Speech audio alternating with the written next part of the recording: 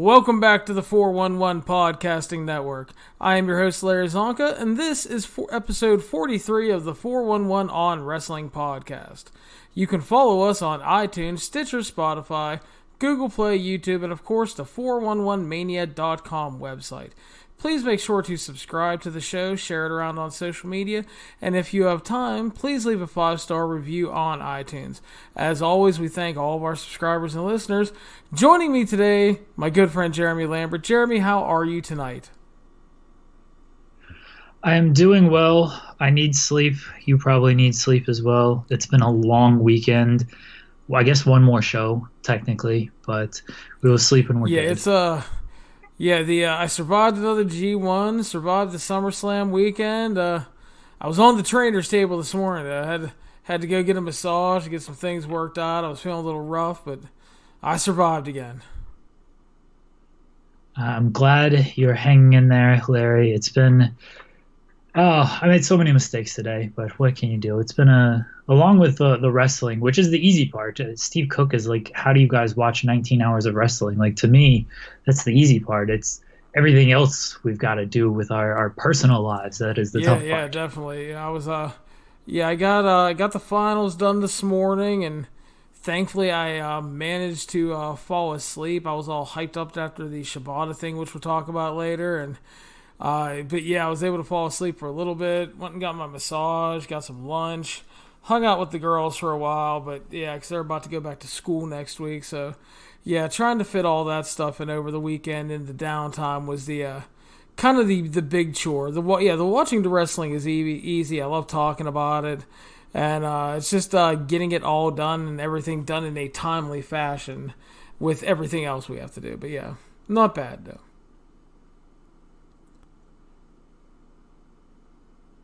So last time we talked about the ROH Summer Supercard show, NXT TakeOver, and the A Block finals of the G1. Tonight we will talk SummerSlam, the B Block finals of the G1, the finals, and some thoughts on Monday's Raw. So Jeremy, are you ready? I am ready. I was going to do a DX thing, but we'll leave that in the past. Probably for the best. So we start off with WWE Summerslam 2019. They added some. They took away some matches from the card, then they added some for the 2-hour pre-show. We started off with your Cruiserweight champion Drew Gulak versus Oney Lorcan. Drew Gulak retains 8:45 via pin. Jeremy, your thoughts? Too short. It was fine for what it was. I'm glad it was on the pre-show. We talked about it in the preview. If it was on the pre-show, we thought they would get a little bit more time. Unfortunately, that wasn't the case. I don't get how you have a 2-hour pre-show and then you don't start the first match until like 5:45. So you waste the first 45 minutes of this pre-show just talking. That's another argument for another day, I guess. But too short, but it's still good for what it was. Yeah, it's a good little hard-hitting match that unfortunately did not get the time to work to that next level, and we know they can. And due to the time constraint, didn't exactly have a lot of drama. But it was good. Hopefully they can get a rematch down the line and get some more time to work. But yeah, fine way to open the pre-show. We moved on to Buddy Murphy versus Apollo Crews.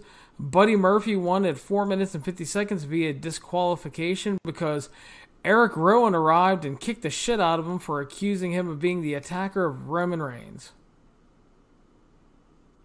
It was a match that they added literally 2 hours before the show, and it was something to get this angle done with Rowan attacking Buddy Murphy. So not much to really say about it. It was okay, but it was just there to serve as an angle. And this is why, like, you couldn't just do this backstage or something and then give more time to Lorcan and Birch or Lorcan and Gulak, or just have this match go shorter because it went about 5 minutes. Like, you knew you were doing this DQ, just have it go 3 minutes and give more time to Gulak and Lorcan.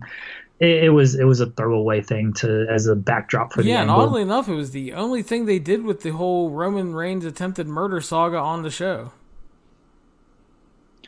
Yeah, a lot of reports that Reigns was going to be on the show and Bryan was going to be on the show in some capacity, and this was about it. And I think they showed the video package during the show, but otherwise, no Reigns and no Bryan and no Joe, and it made SummerSlam feel a little bit weird, which we'll talk about here in a second. Yeah, I wish they just made this match shorter. It didn't need to go this long when you knew it was just setting up this angle. Yeah, I agree. I would have liked to see Lorcan and Gulak get the extra time. But yeah, Rowan beat the shit out of him, powerbombed him into the post, and basically told him to keep his name out of his mouth. And yeah, I was hoping this was going to lead to Daniel Bryan and Buddy Murphy, but it's going to lead to Buddy Murphy and Roman Reigns on SmackDown. I hope Murphy gets some shine in that match and it's not just a complete squash. We saw that on Raw where McIntyre and Cedric Alexander had a good match, and Cedric got some real shine in the match, even though he lost. It's a little bit different with Murphy and Reigns because the big guy and the fired up guy in this case is the baby face, so the heel running wild on him doesn't make quite as much sense as it did for Cedric and Drew. But I hope they just don't completely bury Murphy in this whole thing because guy has star potential. It's got a look. We know it can go in the ring. He's improving on the mic. I hope they give him a little bit of shine and he's not just the guy who's just going to get beat up and is a snitch in this feud. I hope so as well. And we will find out after SmackDown airs. But yeah, hopefully they have a good match because they're more than capable of it. Elias arrived for song time, but that was interrupted by Edge. And Edge hit the old spear on Elias to stand tall. And according to a lot of backstage stuff, Edge obviously still not clear to compete. You know, the whole spinal stenosis thing. He has no plans on coming back. But I guess he was told he was going to do something with Elias. And apparently this was something that they kind of pushed Vince to let them do, and Vince ended up saying okay to it, and obviously being in Canada, got a big pop for Edge killing him.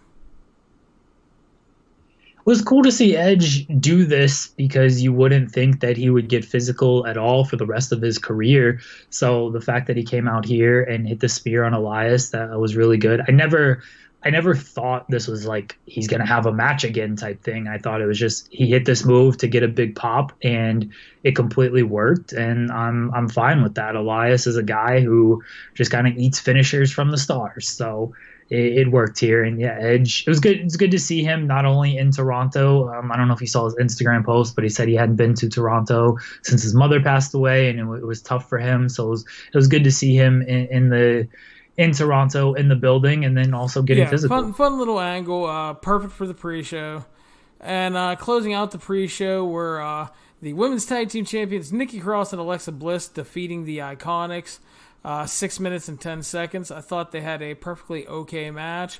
I thought Alexa and Peyton had some fun exchanges, but again, they didn't really have a lot of time to build into any real drama. It was just a match to keep Nikki and Alexa strong, rolling as champions following their win last week.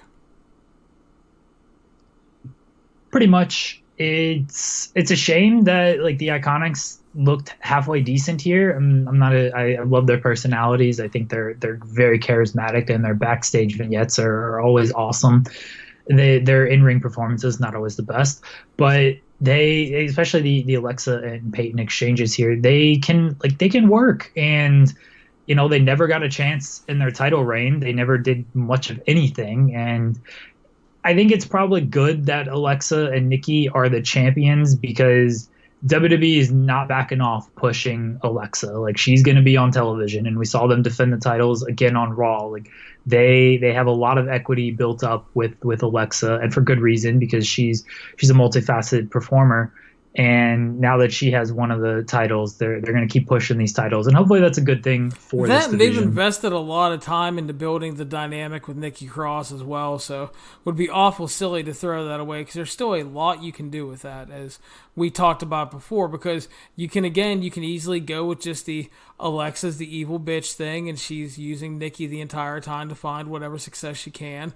Or it could turn out that maybe Nikki's the one manipulating her to find success, and there's just a lot of stuff you can do with that. So yeah, no need to throw that away.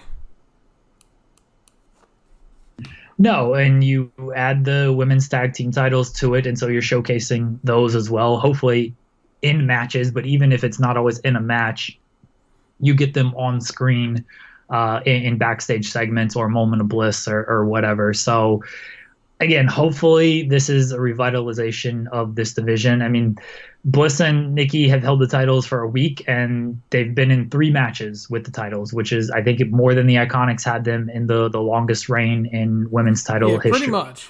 So yeah, it's definitely good, and like you said, hopefully will lead to something re-energizing these tag titles, and hopefully they kind of get back on track with what they were hoping to do, because there are a ton of women overall on the roster. They could do a lot with them if they choose to. It's just if they choose to. So yeah, definitely. Pay-per-view proper started off with Raw Women's Champion Becky Lynch defeating Natalya 12-25 via submission in a submission match. Your thoughts?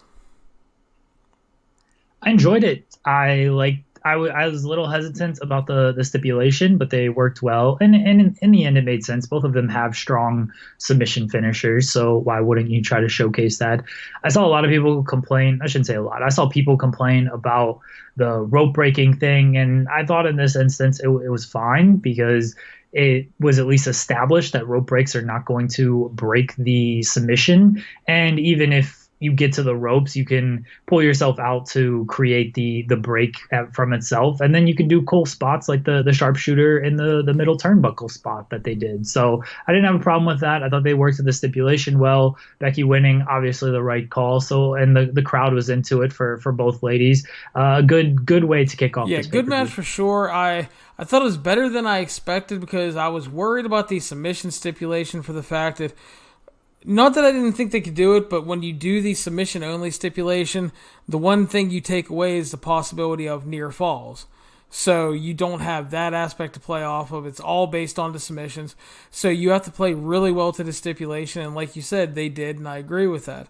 And yeah, the crowd was into it. Right person won, and obviously we'll talk more about that on Raw. But yeah, good match, nice way to open the show. No complaints. Next up, Goldberg defeated Dolph Ziggler. And Jeremy, one thing we kind of harp about on this show a lot is sometimes the simplest booking is always the best. And people, if you have Goldberg out there, people don't want to see a 12-minute Goldberg match. They want to see a Goldberg match. They want under 3... Matt Riddle wanted to see a 12-minute. He was hilarious on the watch along. If you guys didn't watch it, it is on YouTube, the entire SummerSlam watch along. And Riddle tells a story about meeting with Goldberg backstage, and they're talking. He's like, Goldberg's like, I think we need to talk later. He's like, okay, bro. And Goldberg's like, I'm not your bro. And then he's just like, they're joking the whole time. It's actually really funny. I've enjoyed that a lot. It's I'd be all for Riddle getting a match with him eventually and beating him. That'd be great. But yeah, anyway, people want to see a Goldberg match. They want under 3 minutes. They want Bill Goldberg to look big and mean. They want to see a spear and the jackhammer and him pinning a geek, and that's what they got here. Minute 45, spear, jackhammer, pinned a geek. Dolph got in some super kicks early to, little flurry to look slightly competitive, and then he got killed. It was all it needed to be. Thanks for coming, Dolph. It was exactly what it needed to be. Not that there was much to watch in this match, but I was watching Riddle on Watch Along more, and he had some really good zingers and one-liners during this match. My favorite was when Titus asked him, how long do you think this match is going to go? And Riddle's like, well, if they want to work to his strength, it's going to go a minute. If they want to see Matt Riddle get juicy, it's going to go 10 minutes. So I thought Riddle was great during this. And yeah, it's not a long segment to watch. Just watch Matt Riddle and tell the story and him just talk about it. He's like, oh, I wish it would have gone a little bit longer so it's worn out for our meeting. And then when Goldberg comes back for the third time, Riddle's like, oh, he's already getting blown up. I'm good. I got him. So Riddle was fantastic. The thing itself was, this is how you use Goldberg. You have him come in, you squash the guy. No one cares about Ziggler. Like, if you're going to put someone in this position, Ziggler is a guy who makes sense to do it. One, because he's not a future star that you're like burying for a past star. He himself is kind of a past star, and two, like he can still bump and sell his ass off, and he took those spears really well and made Goldberg look even stronger. So really, really a perfect segment. And if you throw in Matt Riddle's commentary, one of my favorite WWE segments in a long time. Post match, Dolph talked shit while laying on the mat, so Goldberg came back and speared him again. Then Dolph talked some more shit, called Goldberg a laughing stock, claimed that he was the best, so Goldberg came out one more time and took his soul with the third spear. And someone was like, I don't see why they had to do like 3 spears and blah, blah, blah, blah, blah. It's like, I get the argument, but the fact was, every time Goldberg came back and hit him with another one, the crowd still popped and reacted for it. It wasn't like they started booing or didn't care, so as long as you're still getting the pop, good stuff. Exactly. So the New Day was hyping up Kofi backstage and told him they brought him a gift and that Drake was here. And Drake was there, and unfortunately for them, it was actually Drake Maverick, who was dismayed for the fact that Truth wasn't there and he felt tricked. And he went to look for him. It was a fun little deal in the middle. So next up, U.S. Champion AJ Styles defeated superhero outfit wearing Ricochet in 13 minutes via pin. Your thoughts? This has divided the timeline, Larry, and I'm unfortunately on the side of it wasn't that good. It wasn't technically bad, but when you have AJ and Ricochet, you just expect so much more. One, they didn't get quite the time that they should have. Like 13 minutes is still fine. For these two, they should be able to have a better match in 13 minutes. And this has been the issue with a lot of AJ matches in the past year or so, is just booking got in the way with the OC interference and, Ricochet trying to fight off 3 guys and everything. Just let him have a clean wrestling match and all will be right with the world. The finish was cool. We'll say that. The finish was really, really sweet. And the OC looked strong. The booking made sense. I can't even fault that the story they told and the way they booked this, because it did all make sense. It's just when you're a wrestling fan and you see AJ Styles and Ricochet in a one-on-one match, you just want them to go out there and tear the roof off the place. And they weren't really allowed to do that. Yeah, I thought it was good, but similar to last month, it felt like they left a lot on the table for one reason or another and never did get to the next level we know they're capable of. I didn't think there was anything wrong with it. Obviously, I was hoping it would be much better, but I saw a bunch of people totally shitting on it like it was a bad professional wrestling match. And in no way was it a bad match. Did it meet expectations for most? Likely not, judging by the diverse reaction. But it was a good match. It didn't hit what everybody wanted it to. The finish was really good, as Jeremy mentioned, with Ricochet was basically going for a Phoenix Splash. He got caught, and it got turned into the Styles Clash, which is a classic AJ finish that he's done against like Low-Ki and Ibushi in the past. So that was cool. But yeah, I can definitely see being disappointed in it, but don't go throwing out that it's like a bad match because it wasn't like a match of the year candidate. Sometimes a good match is a good match, and yeah, disappointment, sure. I wanted it to be better, but I've seen way worse matches and on this show. Yeah, it wasn't like bad. I wouldn't say I'm in the camp of where this match totally sucked. It was certainly disappointing though, because you see Styles, you see Ricochet, you're thinking like, well, this is going to be a potential classic, and it just turns out to be a fine technical wrestling match with nothing wrong with it or anything, but just booking kind of got in the way. There's nothing wrong with disappointment. I just think, and we'll talk about this in the New Japan stuff, some people get like really disappointed and then automatically it becomes this is bad and horrible. And that's not always the case. Sometimes just things aren't as great as we would like them to be, and that happens. I saw a good tweet today of like social media it's made it to where everything has to be like, and it was 3 fire emojis or 3 poop emojis, and that's it. Like it's either fire or shit.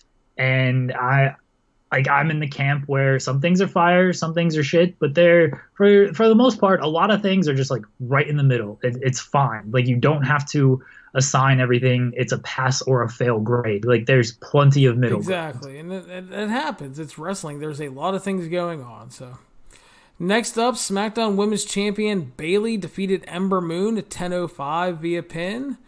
I thought it was a pretty good and competitive match, but it was lacking in crowd heat throughout, and there was no strong drama in a title change. And in many ways, kind of felt like Mia Yim and Shayna Baszler takeover, to where nobody was really buying Ember as a challenger, and you can't blame them because the build to her as a challenger was shit. Bayley's like, I like you, I think you're good, I'm going to give you a title shot, and then they largely made Ember look like shit heading into the title match. Can I take my victory lap on Ember Moon? I guess, sure. You stole my analogy with Ember Moon is basically main roster Mia Yim because I said it a million times. I don't get the character. I don't think a lot of people get the character, and that's why it's very tough to invest in her. Like she has a good look. There's nothing wrong with her in-ring performances, but there's no well-defined, fleshed-out character. And this is, WWE's fault as much as it is hers. And so why should I get behind this person if I don't know why, like who she is and what she's all about and everything? And like you said, it's just like Bayley's like, all right, I kind of want to challenge her. I want someone new. Ember Moon, I pick you, like she's a Pokemon or something. And then they didn't do anything with Ember to make you believe that she's a credible challenger or anything. So it's like, why should I care? This was, once again, a technically fine match, but the crowd was not into it at all because they've soured on Bayley a little bit, and this is years of just bad booking with her that one moment at Money in the Bank couldn't quite erase, especially because with the follow-up not being as great. And then you've got Ember, who just no one cares about her. So nothing wrong from a technical standpoint. I could not get into it at all for the reasons I just laid out. And again, that was kind of the problem live. It wasn't that, anything was really wrong. It's just there's no reason to invest. And unfortunately, I mean, it's our running joke here, Jeremy, but you always say that she doesn't have a character, and my joke is, God damn it, Jeremy, she's the Sheenom. But that's all they ever fucking say. Yeah. She's the fucking Sheenom, but there's no explanation as to what the fuck that is. I don't know. I don't get Ember Moon. I'm sorry for all the Ember Moon stans out there. Please, if you are an Ember Moon stan, please explain her to me. And if you can do that, then maybe I will reverse course. But if you're just going to be like, she has a cool look and she's really athletic and her finisher's cool, that doesn't tell me who she is. And again, that's on WWE because they've had plenty of time to tell you who she is. But they've never done that. She's NXT Ember Moon, who got called up and then they did nothing with for the better part of a year, and she's the Sheenom. That's what we know about her. The fucking Sheenom. So again, I mean, it's not that she's necessarily doing anything wrong, because if they're not giving you any context as to who the fuck or what the fuck she is, how are people supposed to invest? I mean, I love a great wrestling match, and sometimes all I need is a great wrestling match. But sometimes, I mean, obviously, not only is character sometimes important, sometimes character and story just makes things insanely better. And, I mean, Ember can have a cool look and be athletic and do a bunch of cool fucking moves all she wants, but if nobody cares and nobody's reacting and nobody believes in her, she's just going to be a chick. Pretty much. And she should really be much more. And again, that's kind of WWE's fault. So we move on. Shane McMahon, the best in the world, Jeremy, versus Kevin Owens. If Kevin Owens loses, he must quit WWE. And Shane stacked the deck right away, made Elias the special guest enforcer. This led to a lot of shenanigans. Shane got some heat. Kevin made the big comeback. And it went 9 minutes and 20 seconds. Kevin Owens won. It wasn't much of an actual wrestling match. There was a lot of bullshit. But number one, it didn't go too long. Number two, the crowd was into it, and obviously the right person won. So not great by any means. I thought it was solid as a match, but at least the crowd actually kind of got back into the show a bit here, because they weren't that into AJ and Ricochet, and they weren't into Ember and Bayley at all. And so they kind of rebounded here and got into this, and Shane McMahon gets defeated, and Kevin gets to keep his job, so all was right in the world.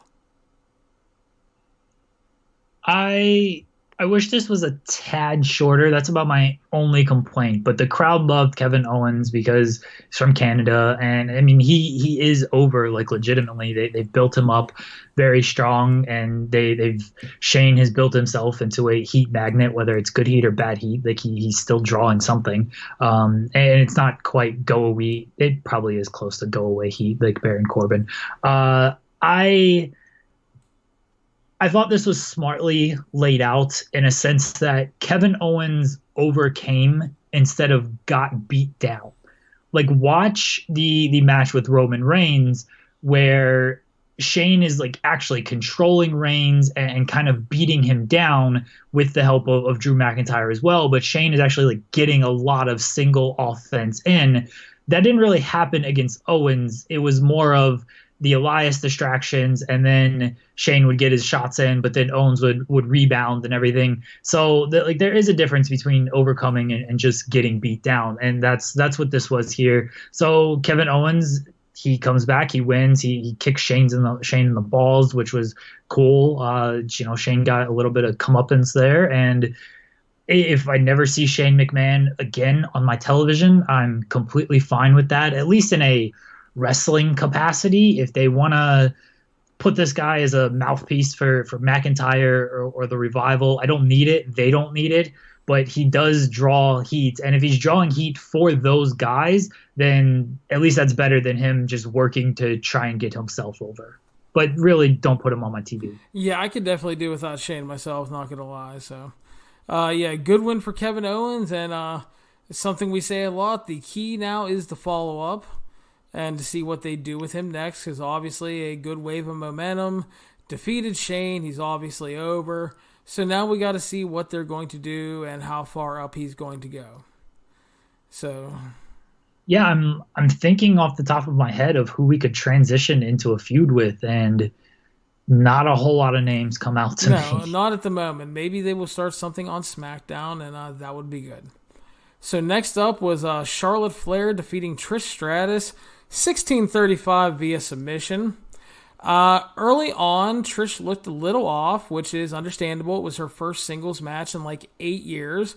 But they kind of quickly rebounded and got into things. And I think the best part was, for what Trish like lacked in smoothness in the opening minute and a half, 2 minutes, she was really excelling with like bumping and selling. And that was throughout the entire match. So that helped her a lot. I thought it was very good overall. I thought it was fun. I thought Charlotte led a rather smart match, and Trish got to go out on a good note in Toronto in a very good match and got the big thank you Trish chants afterwards. So, I mean, I think it accomplished its goal because, I mean, obviously not bad.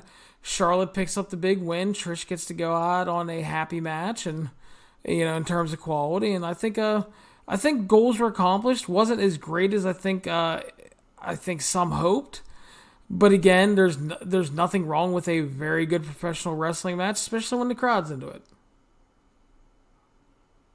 I really enjoyed this match for a number of reasons. First off, I'm just a big Trish mark from way back when. I think anybody growing up in my age range was probably into Trish for one reason or another. And she, like, if you follow the story of Trish Stratus, she came in as a fitness model, like literal TNA. I mean, they beat you over the head with the TNA stuff, and then transformed herself into a very worthy and accomplished and successful wrestler. And her whole story arc is just amazing from start to finish. It's tough not to admire the hard work that she put in throughout her WWE career.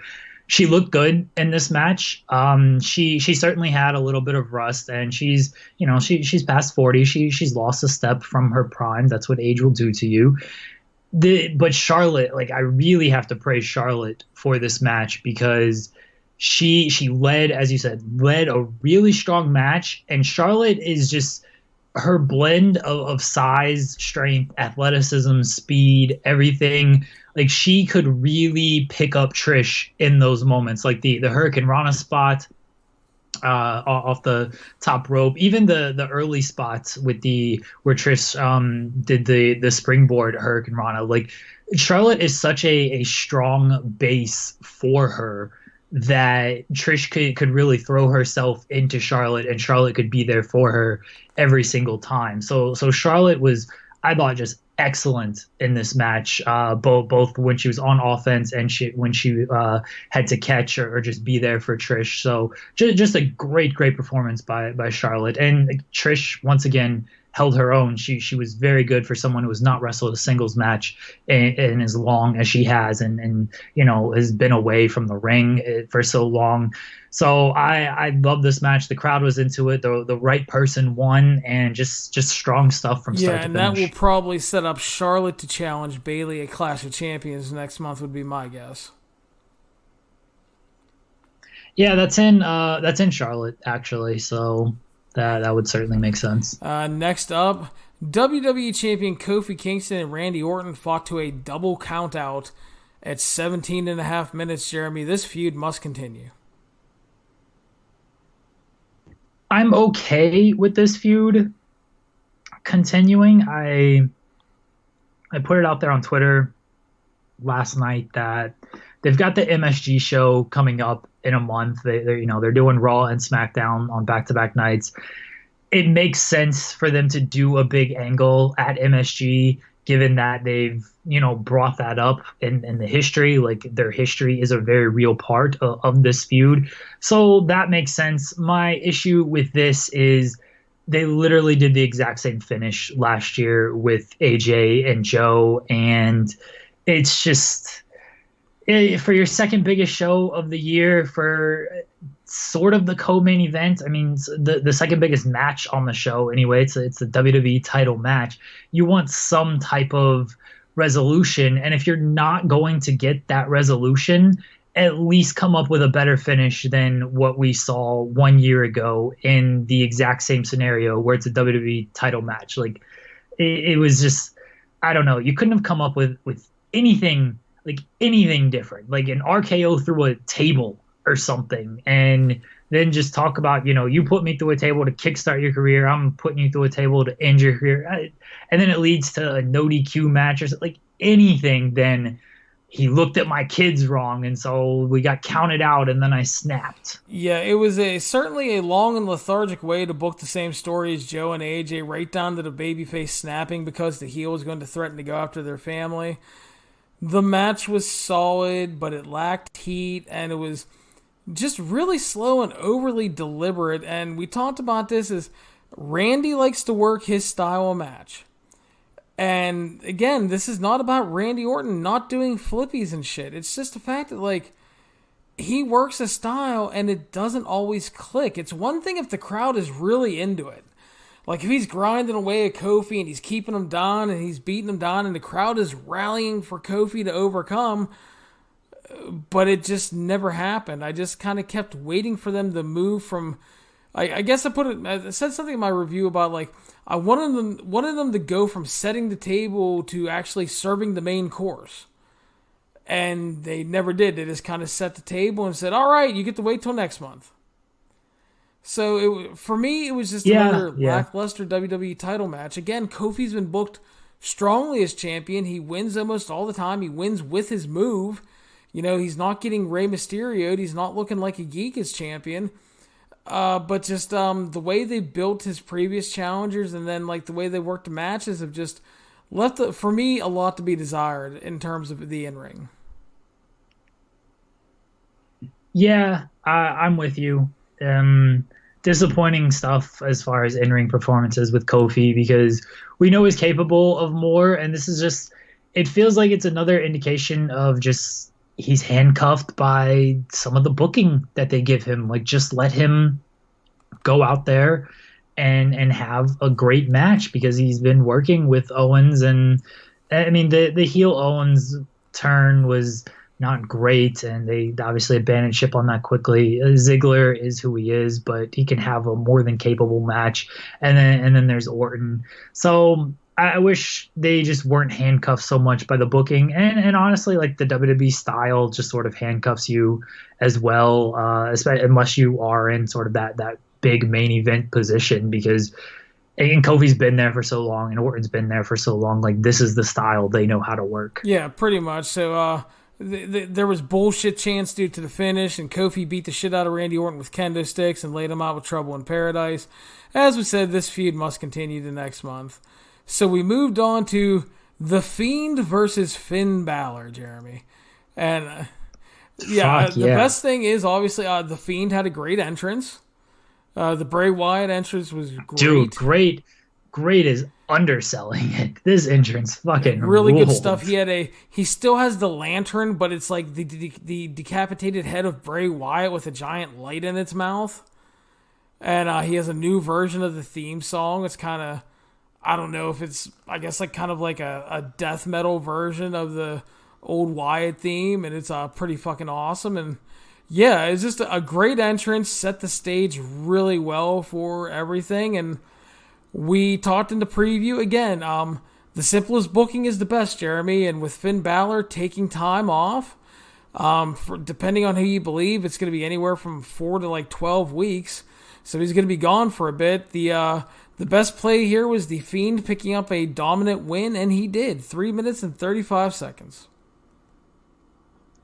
It was a dominant win. It was exactly what it should be. The presentation of Wyatt was fantastic. That finish was, I cannot say enough good things about it. Like when they released it on YouTube, I watched it so many times after it was released because I had 3 hours to kill before the G1 started. So I watched that entrance just so many times. It was fucking awesome.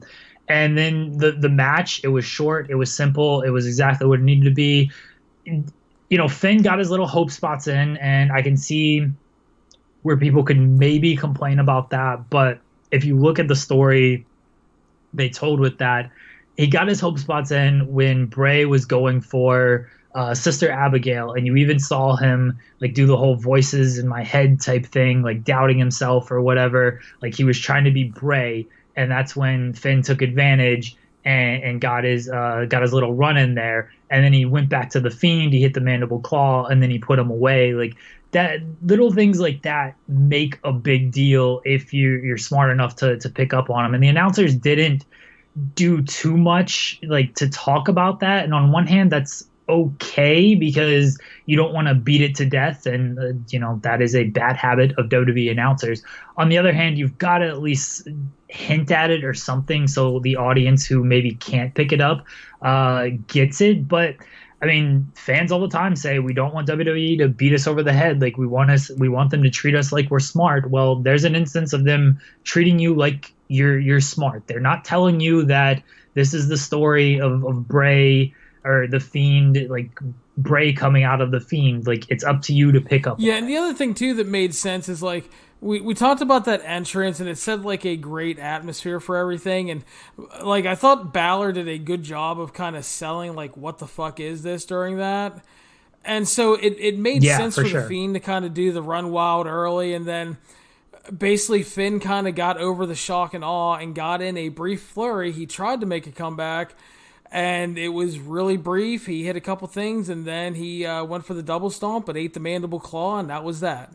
So yeah, I have no problem with the hope spot, because I mean, you want the Fiend to dominate, but you really don't want to just squash Balor on pay-per-view completely with like no offense.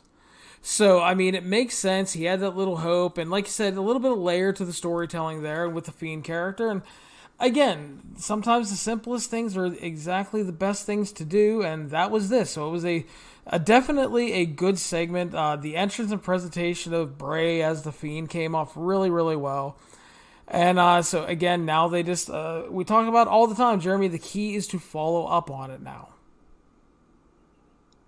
And there was no mention of it on Raw. I'm okay with that. Maybe you should have done a video package or something, but I don't want to see the Fiend every week. I truthfully want, and maybe this will come out on SmackDown because Balor was a SmackDown guy. I think I can't keep up with this wild card nonsense anymore, but I'm pretty sure Balor was a SmackDown guy. So because of that, like maybe Bray is technically a SmackDown guy. Maybe we will get a follow up on SmackDown.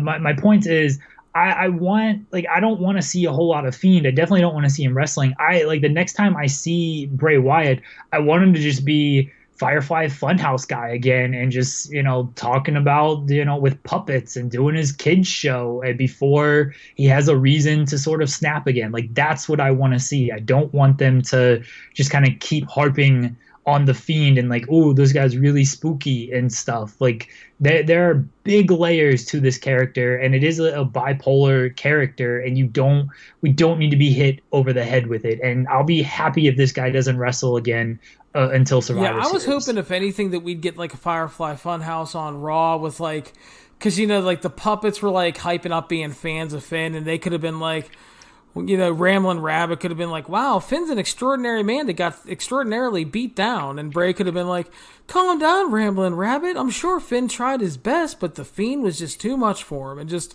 kind of do stuff like that. But yeah, I'm totally in agreement with you. I don't want to see the Fiend every week. I don't want to see him wrestling all the time.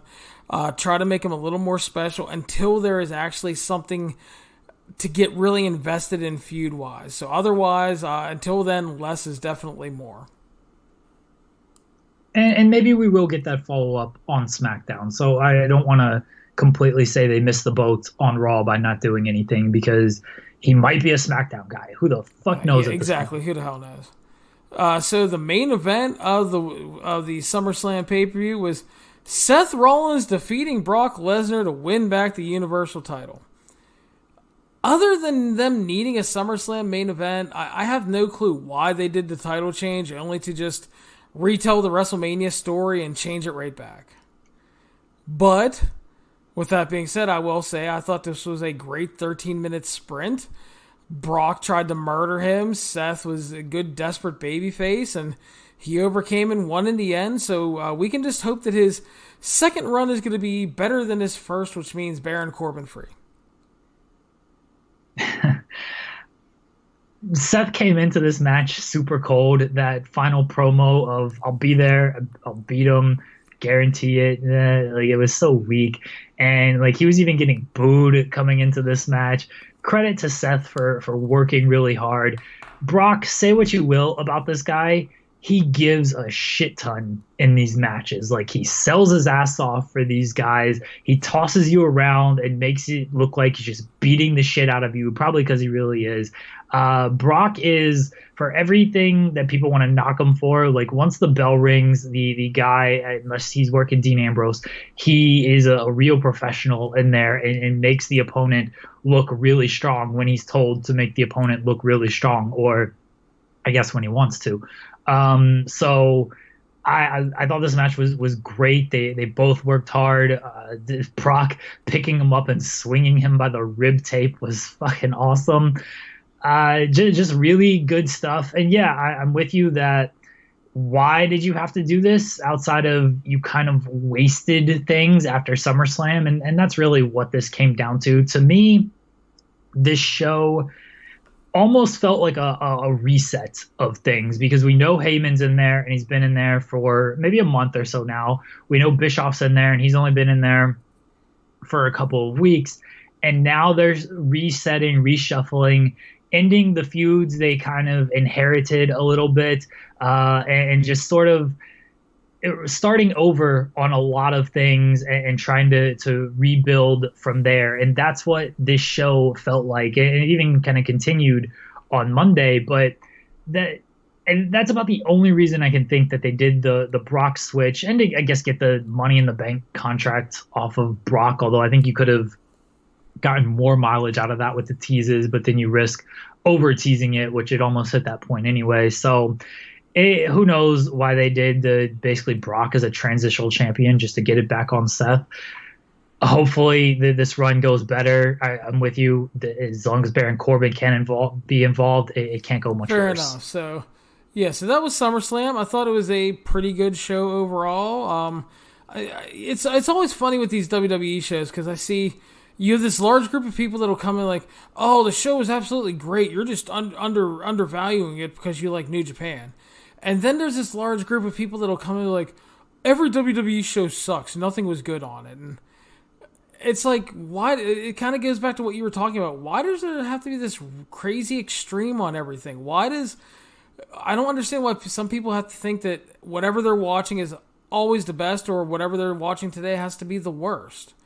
I thought it was pretty good, little above average, nothing. I didn't hate anything on it. I thought the Goldberg thing was done really well. I thought Becky and Natalya was good. I thought Charlotte and Trish delivered. I thought the Fiend thing was good, and I thought the main event was great. Yeah, exactly. And the best part about this show is it was off the air at 10:30. So with the pre-show, it only went 5.5 hours instead of 7 or 8. I was thrilled by that. And if you take out the pre-show, then yeah, you're looking at a 3.5 hour pay-per-view, which is exactly what these things need to be. And honestly, moving forward, you can most likely skip the pre-shows. Yeah, for the most part, man. It's there's not a lot to see there, but yeah, I loved that it did not go like 8 hours long. That made me very happy. So moving on, Jeremy, we will head back to New Japan, and we will talk about Night 18, the B Block Finals. We started off with your boy Toru Yano facing off with Jeff Cobb. Yano came out. This was spectacular. He came out with his robe, took it off, and he looked like he had put on 30 pounds because he was hiding approximately 47 rolls of tape in his tights. This man's the best. Gato's a coward for not going all the way obviously with Yano. A clash of true amateur wrestling greats here. They went 5 minutes and 20 seconds, and I'm not sure exactly how because my feed went out, but I'm pretty sure Jeff Cobb fucking cheated to win. I mean, of course Jeff Cobb cheated to win. I think he hit the tour of the islands. I think he kicked Yano in the nuts like 18 times, though, dude. I'm telling you, he had to cheat. Sure, I'll go with you. No, but they had a perfectly solid little fun match. Yano tried all the shenanigans. Basically, Jeff Cobb was just kind of too strong for them. But again, fun. Yano's not going to have the best technical wrestling matches, but the dude is just a lot of fun. He offers something different. And Cobb picks up the biggest win of his career, cheating to beat Toru Yano. Yeah, good for Jeff Cobb. He had a good tournament, and Yano was the MVP. There you go. So up next, Jeremy, was something I was actually happy to see because Big Tom Ishii, even though he lost, always brings out the best in Taichi. And we actually got Dangerous fucking T tonight.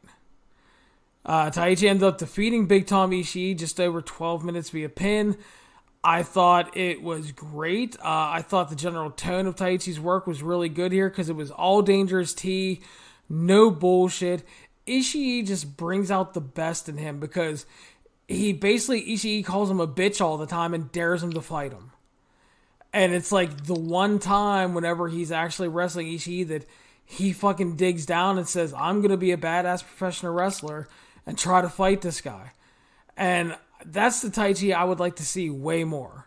Because he was really great here. And Ishii delivers again and pretty much locked up the tournament MVP match-wise with this.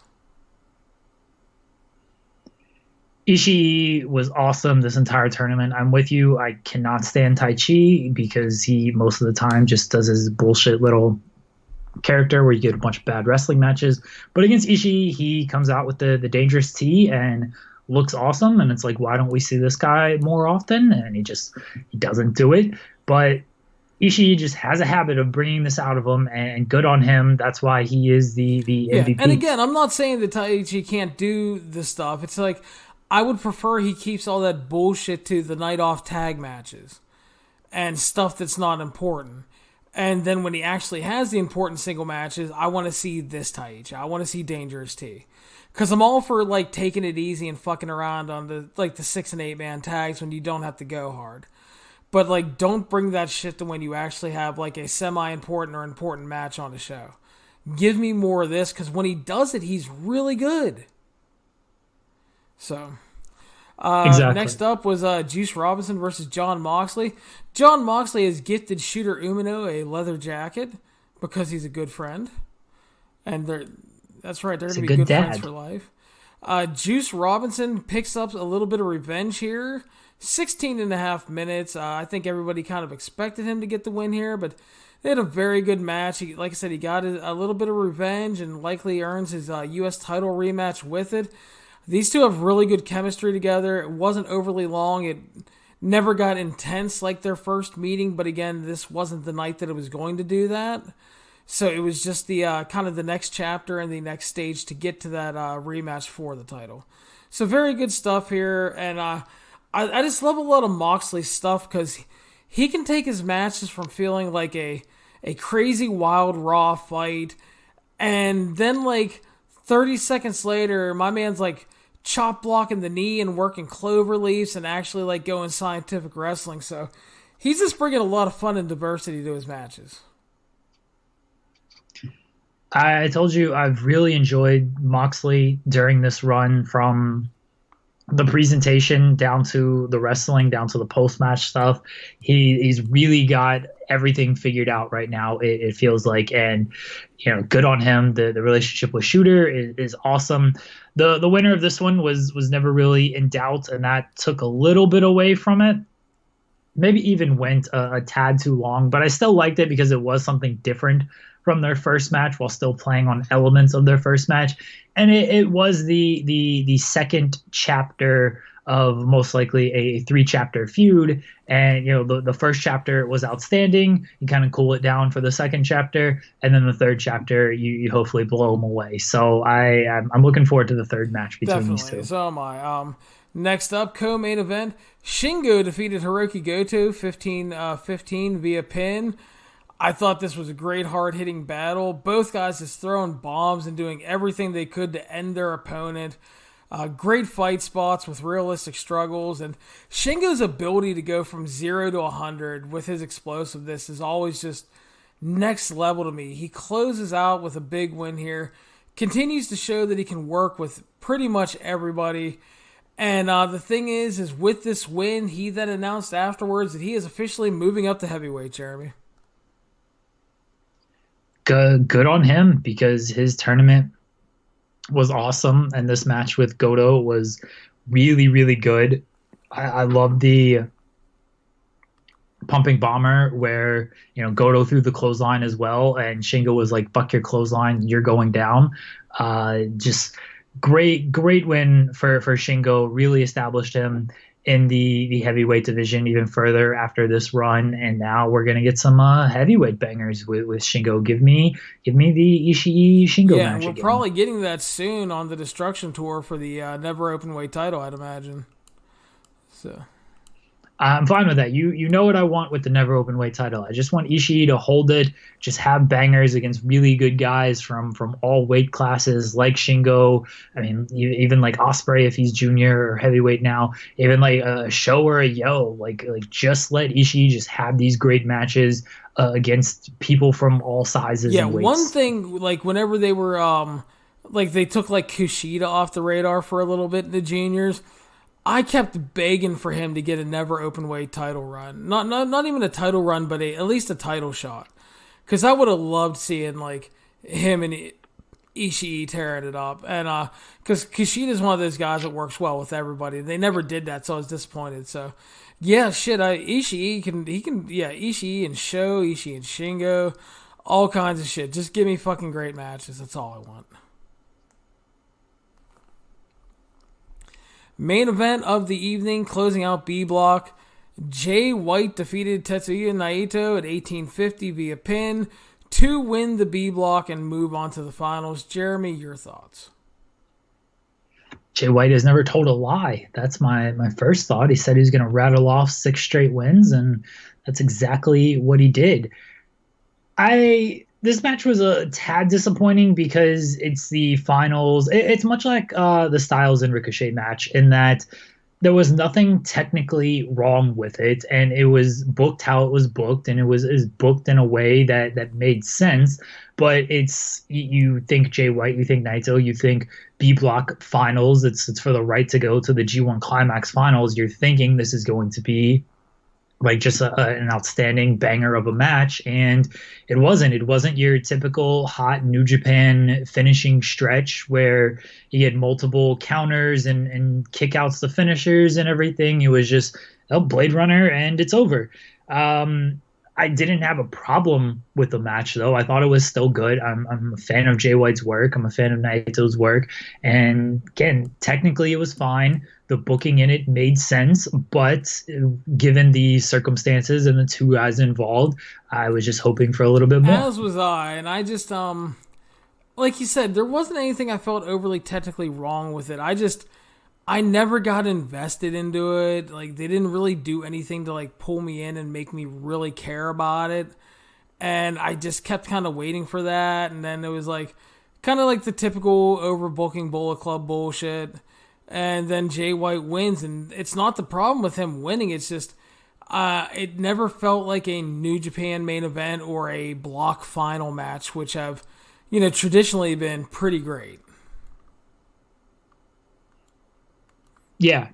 It was, again, just a fine match that was overall disappointing given the stakes involved. Yeah, so I was kind of waiting for something big there, and it didn't quite happen. But Jay White wins the B block and moves on to the finals, and we will head on to the final review now, and we will. Do you want to talk about Naito being buried? Oh yeah, that's the big thing. Obviously, as soon as that was over, Tetsuya Naito is buried. Gato hates him, and he's being treated like a jobber, and he's not being treated like a star at all. That was pretty much the running narrative on Twitter afterwards. My feelings are that, look, the guy's not being buried. He just made the finals of B Block. He's still the Intercontinental Champion. Like, there's plenty you can do with this guy. He remains insanely over, and he's going to keep remaining over. But if you look at where we thought he was going to be a year ago, which was it looked like he was being set up for the big Wrestle Kingdom win against Okada, and that didn't happen. And then he just kind of kept losing these big matches, and that's been the story of his last 2 years, really, is in the majority of these big matches, he's not getting it done. He's getting older. He's looking a little bit broken down. And now we saw it on the final night. The LIJ stuff, Shingo's moving up to heavyweight. Sonata is slowly creeping up and looking like he's sort of establishing himself as the potential overthrower of Naito. And, where does that leave him? I think there is still a big story here to tell. And New Japan has earned the benefit of the doubt to where, let's see how this does play out with him. It's unfortunate that it looked like he was going to be the guy to really carry this company. And even coming into this G1, Naito wasn't as hot as we thought he was going to be, but a G1, you can heat anybody up real quick just by giving him wins. And then you win, and then you go on to the Dome. They got the 2 nights in the Dome. Everyone thought that they didn't do Naito Okada the rematch this past year because they were like, oh, well, they're doing 2 nights next year. It's on a weekend. They'll really draw a big crowd. That's when you save this match. And now it doesn't look like they're doing it. Is Naito being buried? No. Is he where we thought he would be at this time last year or this time 18 months ago?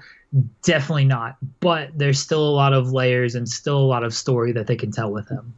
Yeah, and honestly, they're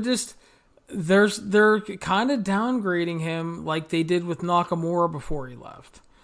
Because Nakamura was kind of transitioned into that third spot for a while with Tanahashi and Okada on top. And he was still over and still having good matches and still a valuable draw. And that's what Naito is. And again, you got to look at Naito. He's 37. His knees are shit. His neck is bad. He's reportedly having trouble keeping up with his conditioning. And, I mean, he's never been an Adonis, but you look at him and it's like, yeah, he looks a little rough here and there. So, I mean, it's kind of understandable that, like, okay, he's not going to win the G1 and he's not going to face Okada. But that doesn't mean he's not going to have an important match because, again, like Jeremy said, there's 2 dome shows. He's still Tetsuya Naito. He's still really over. LIJ is an important thing. There's a lot of time until January for them to set him up for stuff. And, I mean, could that be the end of LIJ? Could that be him being overthrown? I mean, there's a lot of stuff they could do, so there's a lot of story to tell. So, I mean, let's kind of calm down with the Naitos being buried and they hate him thing, because, again, I think that's just jumping to the extreme. Is it disappointing that maybe he didn't win and he's not going to get, like, the big match? I can understand. Yeah, it kind of is. You could have made an argument, because at the time I did feel, because that night at the Dome, I thought he should have beat Okada. But then you look at the booking that they did after that, and they locked in that record title run, and they used that all as a setup for the big Kenny Omega win.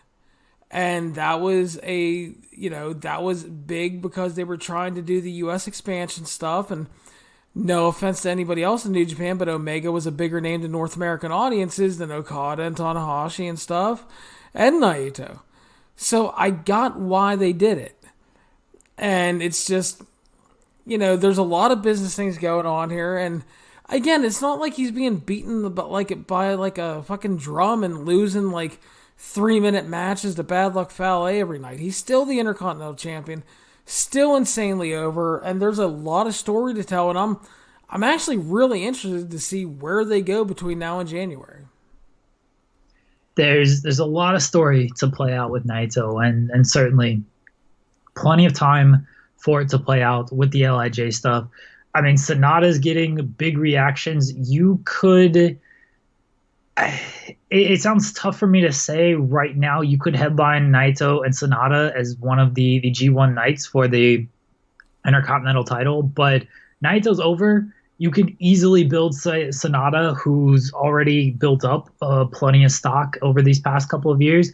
You could easily build him up into that spot, and you could easily, with the LIJ story, if you're going to tell the overthrow or the kick out or however you're going to tell it, you could easily build up that feud between them to book that as one of the Tokyo Dome main events. So they're going to have plenty of options come January with Naito. Yeah, so it'll be really interesting to see where they go with it. I'm kind of excited. So now we will head on to the whole the G1 finals night, Jeremy. We started off with a battle of the Young Lion dojos here, as the LA dojo kids Carl Fredericks and Clark Connors defeated Tsuji and Ren Narita in 10 minutes. The best part of the G1 tour has been the fact that the LA Dojo Young Lions have gotten the repetitions they desperately needed, because they showed a lot of potential, but the one disadvantage they have compared to the New Japan Dojo Lions is they don't get to work all these tours, they don't get to work with all these veterans, they don't get to work with and just get all the repetitions that Narita and Shooter Umino and all these other guys get. So the fact that they got it on here, I thought was great for them. I thought that they showed a lot of improvement throughout the tour. And this was a good hard-hitting opener, and I thought that the LA Dojo guys winning and looking dominant was a good call. As an extended squash, they made my boy Ren Narita look like trash, and I did not appreciate that. I like the Young Lions brawl at the end of this. I wish Shooter just came out and just run roughshod over them all. Like, fuck y'all Young Lions now. I'm with Moxley. I'm the Shooter. I don't need y'all anymore. But that didn't happen. The LA Dojo guys, they look good in this. They were impressive. It was... I liked them. They jump really high. I thought they made it a point to show off their high jumping skills. I don't know what that means, but overall, a fine way to kick it off. These Young Lions have been, I mean, everyone knows how I feel about Narita. I think he's going to be really good. And Fredericks and Connors, they look strong here. Keep telling you, man, Ren Narita's biggest holdback is that shitty hair game. He's going to scalp Shooter and turn it into a Bray Wyatt-esque mask, and then he will have the hair game. Well, he needs to do something, man, because he just got submitted by an LA Dojo line. That's not good. That was nonsense. No, Tsuji tapped out, didn't he? Yeah, Tsuji tapped out. They're not burying. Sorry. They're not burying my boy Narita that much. Well, he got his ass beat still, so I mean. He did. All right, so we moved on. Tiger Mask, Jushin Liger, and Jeff Cobb defeated Kanemaru, Taichi, and Lance Archer. This was Liger's last ever Budokan match and his first since 2011. So kind of an important night for him. And it's things like this that I understand why they do all the undercard tag stuff, but it kind of would have been nice if they would have given Liger a singles match here, I think.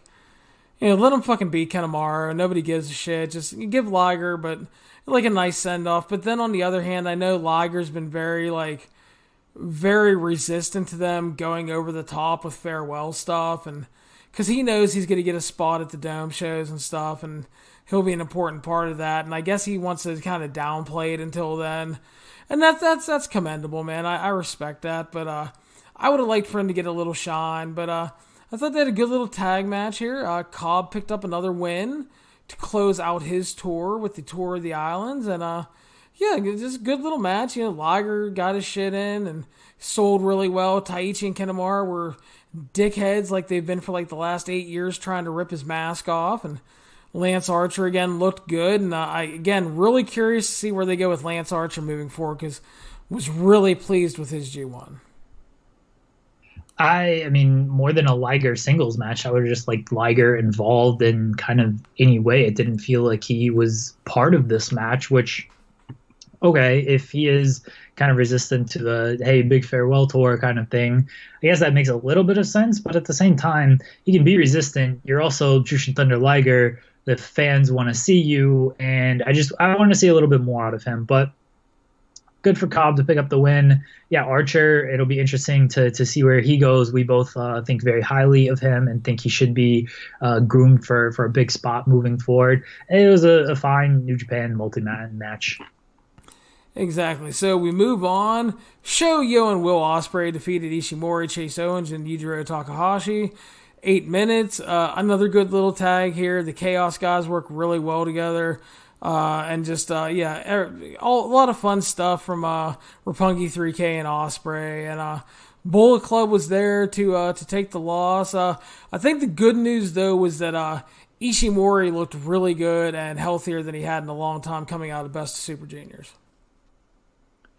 Yeah, Ishimori, he got some time off, and that did well. I like the team of Yo, and Ospreay. I'd like to see them in more trios matches because I think they could be kind of cool together. And Bullet Club wins, Yo and Ospreay win, which is fine. And again, I wish they would do some more trios matches together because that's kind of a cool team to me. Yeah, they were a lot of fun together, so... and instead of Roppongi 3K, we got altered rights music bullshit Will Ospreay. If you know this stuff is going to be altered for the New Japan world crowd, play Roppongi 3K. It's the best theme song you got.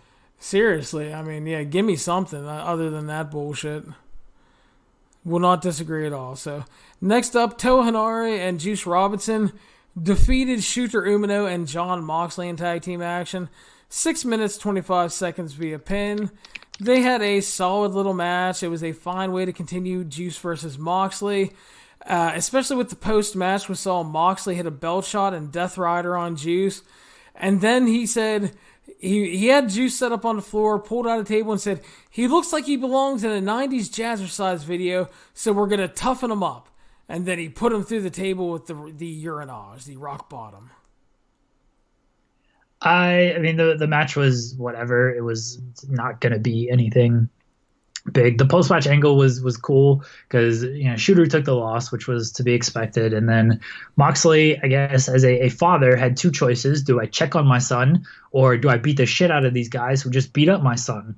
And he chose to beat the shit out of the guys who beat up his son in a big way by putting Juice through the table, and then he dragged his son away and he kind of left them there, teaching them some tough love there of, get up, come on. Moxley, I guess this will end his his New Japan run for now. He's working back in the States this weekend. He's obviously working all out in a couple of weeks, and then they'll have September. And I imagine he would return to New Japan in September because I don't know if AEW is going to hold a show, and then they've obviously got the big debut in October. So I think Moxley will be back in September for one of those shows. But as of now, his run is kind of finished. Yeah, but they did a good job again, kind of as they did at the last year. They did a good job of continuing the story here to set up the next rematch. And Angry John Moxley getting revenge for his beaten son was a nice finish there at the end, so it all made sense. And yeah, we continue on with our story. Next up, multi-man tag team action. Bushi, Shingo, Sanada, Evil, and Naito defeated Taguchi, Hanma, Yano, Goto, and Makabe. The most amazing thing in this match, and I joke about it all the time, was Togi Makabe has the amazing ability to work like 10-minute tags and never take a bump. God bless him. I know. I mean, brother, get your paycheck and get out of there. But like, he got dumped to the floor at one point and did the over-the-top rope thing, landed on his feet. And then he came in and he did some stuff. And there was a point where he should have taken a bump, but he got out of it somehow. And he has, like, perfected that craft. So, I mean, yeah, good on him. LIJ won at 8:45 via pin after Sanada hit the slam and moonsault on Hanma. Good little match. LIJ back on the winning track. I always like their multi-man tags. And then the big story after the match was they always do the LIJ fist bump salute. And prior to the G1, Evil was the one refusing to do it like Sanada did last year. But they went to do it this time, but instead of Naito, it was Sanada taking center lead, throwing up the fist, and then Evil joined in right away. And yeah, we kind of talk about it. I mean, what could be in store for LIJ? I mean, could it be Sanada finally getting the rocket on and finally getting a push of some sort and finally winning a singles title and maybe taking over LIJ? Because you would think on the surface that right now, I mean, obviously, Naito brings them all in, but the fact is like, Bushi will stay loyal. Shingo likely stays loyal because of the Animal Hamaguchi tie-in. And I always thought that Shingo could be one to turn on him and take over just because he's a badass. But the Sanada thing with maybe him and Evil splitting off with Hiromu if and when he comes back could create an interesting dynamic. And then, of course, you have the 3-on-3 feud going forward out of that. As we talked about with Naito in the last segment, a lot of possibilities for what they do with him in LIJ. The Sanada leading the fist salute here certainly cast a lot of doubts on where Naito's kind of stands as the leader of LIJ. And yeah, Hiromu, if and when he returns, how does he play in? Shingo moving up to heavyweight. How is that going to change things? You know, Naito is still the Intercontinental Champion, so plenty of story to tell with LIJ and Naito. Yeah, they have a lot of different directions to go, so it'll be really interesting to see. Again, I'm excited to see where they go. This is where the show really picked up, Jeremy, because it was a perfectly fine show up until now. Some good wrestling, you know, nothing blow away, but of course nothing bad. And then we get a tag team action with the Guerrillas of Destiny and Bad Luck Fale facing off with Kenta, Yoshihashi, and Big Tom Ishii. And there was a lot of people before this match that were speculating that they were wondering if Kenta may actually join Chaos and be embraced by the New Japan audience. But that sure did not happen here. No, we got, Tama Tonga teased that they had a new Bullet Club member, and they revealed it here. The reveal, like, it was fine. Kenta kind of turning his back on New Japan made sense because he was never really a New Japan guy to begin with, and Bullet Club recruiting him made sense, but it paved the way for an even bigger angle. Yeah, this was great. Bullet Club ends up winning. Kenta walks out at first on Ishii, and then Ishii makes the big comeback. Looks like he's going to win, but Kenta takes him out. And so Bullet Club wins. The crowd absolutely hates him for this. And then he and the Bullet Club members beat down Big Tom and Yoshihashi, and then they attacked the LA Dojo kids. And this is when the shit got real, Jeremy. Because fucking Shibata hits the ring. Katsuyori Shibata, the man who has not wrestled in years after suffering a brain hematoma in his match with Okada when he threw the shoot headbutt. He hits the ring, sees his young lads being assaulted by the man he brought into New Japan and endorsed for the G1. And shit is on. He starts kicking the shit out of Kenta. He clears the ring of Bullet Club. He's beating ass. He hits the awesomest looking hesitation corner dropkick on Kenta to the point that after he hit Kenta, I thought Kenta was going to curl up in the fetal position and cry. It was fucking beautiful. He worked the sleeper. He was going to go for the PK, but that son of a bitch Jado, or as Rocky likes to call him, Fredo too, hit him with the kendo stick. That allowed Kenta to fire back, choke him out, hits the PK, and then he sits down on Shibata's chest cross-legged, joining the Bullet Club, throwing 2 sweets with his new friends. This was fucking awesome.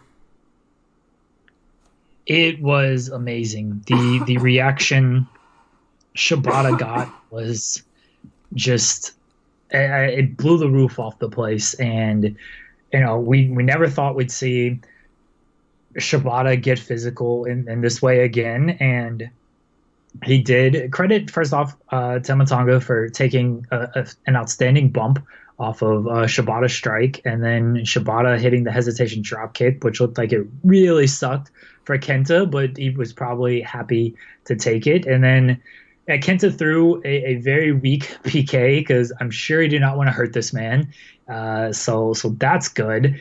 And the hitting the Shibata pose over his prone body as Bullet Club, posed with him and everything. Like, it just an amazing visual. This angle just ruled so hard. Even if Shibata can't come back and do one more match, and like if he can't do it, he better not be pressed into it. Like, if he's not cleared, don't trust this guy to be like, it's okay, I'm all right. Like, you can't risk something like that, no matter how hard he might want to do it.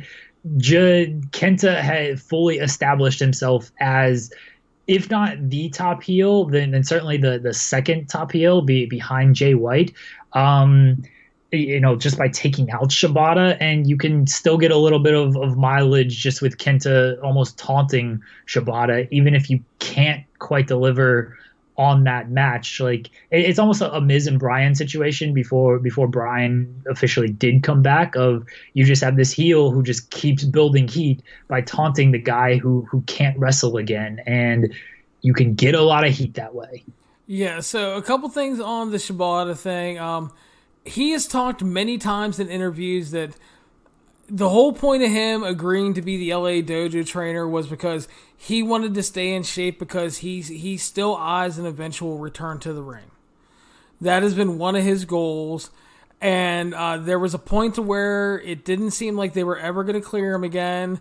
But the thing is too, we've seen, like with the Daniel Bryan thing, diagnosis can change, he can heal, he can get better. But as of last word, according to Meltzer, and I know some of you are like, oh, fuck Dave, blah, blah, blah, whatever. Anyway, Dave's probably the best source right now on it. Shibata is not medically cleared to perform. They did shoot the big angle, and there's no guarantee he will be cleared. So right now, things are kind of up in the air. But it was an awesome angle, and just the visual of Kenta sitting on Shibata's chest doing his pose. It's like, what a fucking asshole. What a glorious asshole, And just, the whole angle, I mean, the match was pretty good for what it was. Ishii had that great run at the end and everything. But the turn from Kenta came off well. Kicking the shit out of the LA Dojo kids was great. And then, like you said, the reaction Shibata got, because people were like, oh, hey, it's Shibata. He's going to try to talk Kenta out of it. No, man, my boy came to fight. And like you said, Tonga took a great bump. Like, him and Loa, they bumped quickly and hard for him. They wanted to make everything he did look great. And, maybe that's a tip-off that he's not going to wrestle, and just the fact that everybody in there wanted to do what they could to make everything Shibata do look great, to get this off, number one, on the right thing, but to obviously kind of pay tribute to him and make sure he looks great. But I mean, the only thing that's going to make this better is if he's actually healthy and if he can come back for a match. Because we keep talking about the 2 Tokyo Domes, and man, you have Liger's last match. You're going to have Okada, Ibushi. You might have the LIJ thing, Liger, Suzuki. If you can add Kenta and Shibata's return match to that, it's like, holy shit, man. I mean, that's some potential big-time shit there. So, obviously, we don't know, but it was a hell of an angle. Even if you get Shibata in a tag team match, and my best guess on who he would team with would be Tanahashi, because of their relationship. You could potentially do that where, Tanahashi does the bulk of the work, but Shibata can still kind of come in, get the pop, be protected, and, doesn't have to work a 8-minute match, which I think people would expect like at least 8 minutes out of him if he's going to return for a singles match. So it's very possible you do something like a Kenta and Jay White against Tanahashi and Shibata. Yeah, Goto's also in play too, because remember, they're former tag team champions and they were friends dating back to high school. Goto's not in play. No, Goto does not need to be in Trust me, position. Goto's in play if it's a tag match because of their relationship, dude. Trust me. I'm sure he is, but Goto, no. We don't need Goto in this position. Like White and Kenta against Tanahashi and Shibata sounds awesome to me. I don't need Hiroki Goto in here being just a guy. See, your Hiroki Goto hate is so depressing. Listen, if Hiroki Goto gave me a reason to care about him, I would, but I do not. He's being buried like Naito, man. He can only do so much. True. If you think Naito's being buried, I would like to know opinions on Goto, because this guy is already dead. Anyway, we moved on to some more tag team action, and again, things continue to be really good here with feature setup. Zack Sabre Jr. Teaming up with his favorite dad, Minoru Suzuki, defeating Hiroshi Tanahashi and Kazuchika Okada 15.5 minutes. It ended with Sabre locking the guillotine on Tanahashi and Suzuki hitting the gotch on Okada for the win. Very good tag match. Up until this point, the best thing on the show. And then the best part was post-match, Suzuki completely mocking Okada, because he basically told him, fuck your G1. How does it feel to have your ass beat by somebody that wasn't even in the G1? And he basically said, he's like, I'm going to beat your ass and take your title. Suzuki looked great here, completely reinvigorated. I'm down with a match with these guys because they work great together.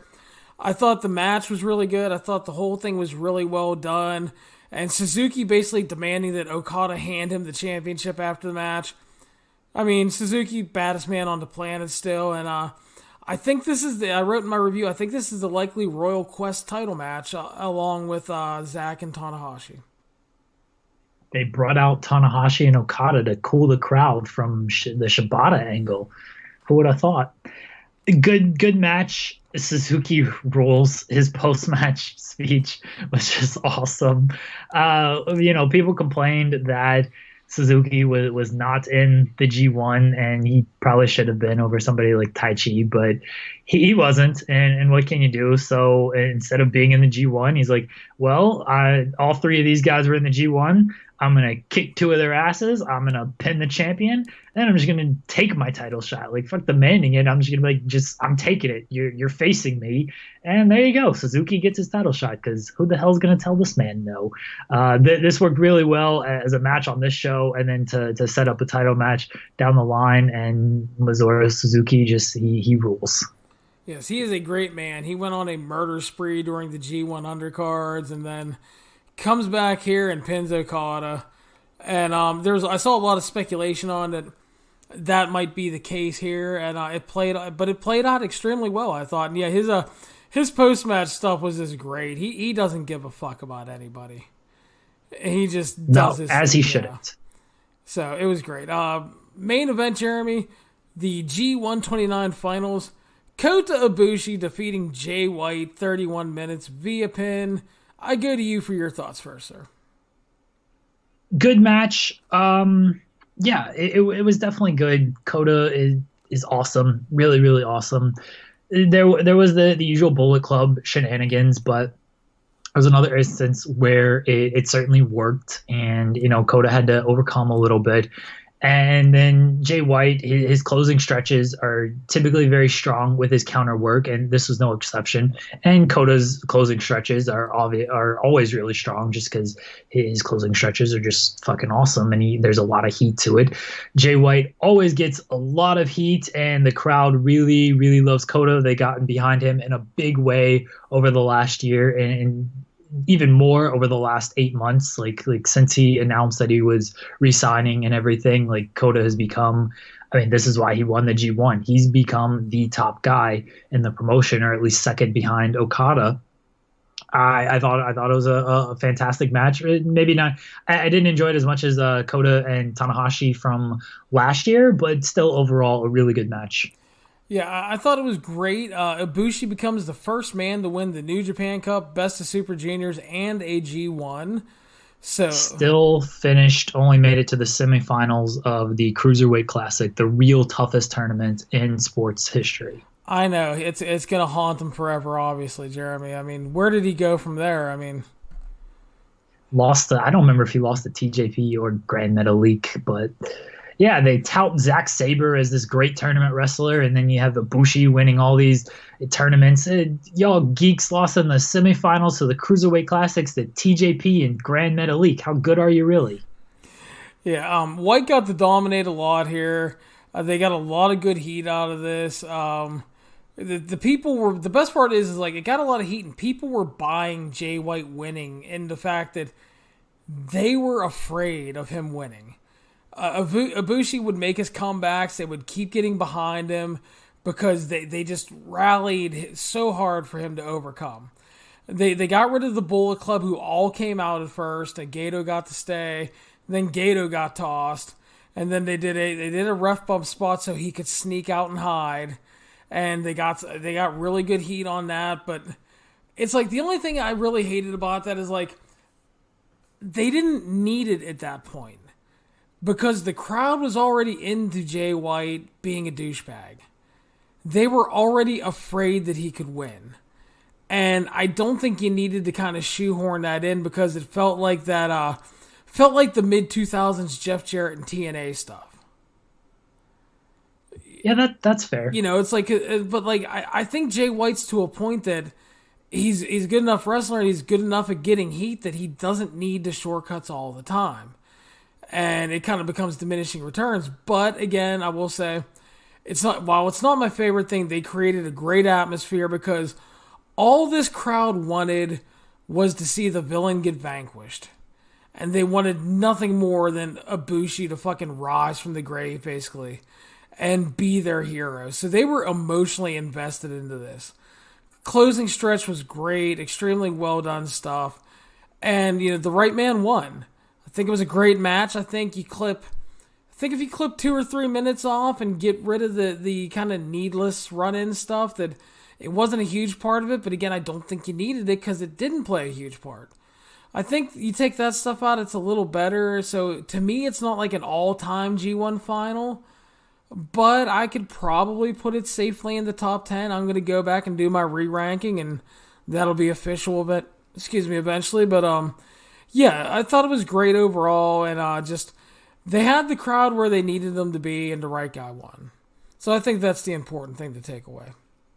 Yeah.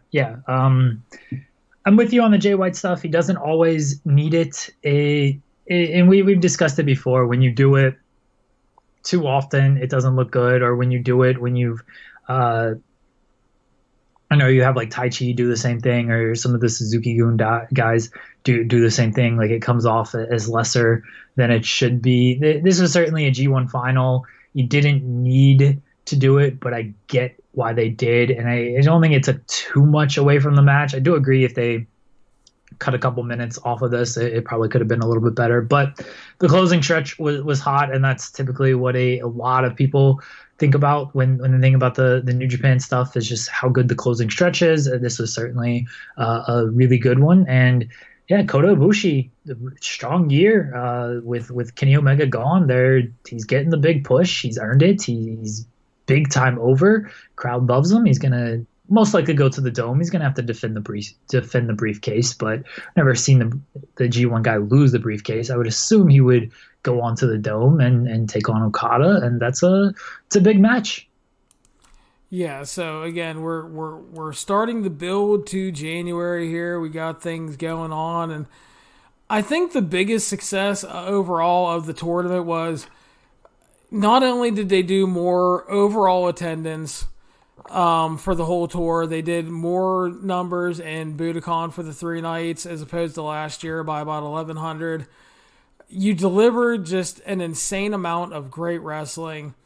And in theory, I mean, you gave away the Wrestle Kingdom main event already in the tournament, and you lost nothing by doing it because people are even more excited for that match being the possible January 4th match.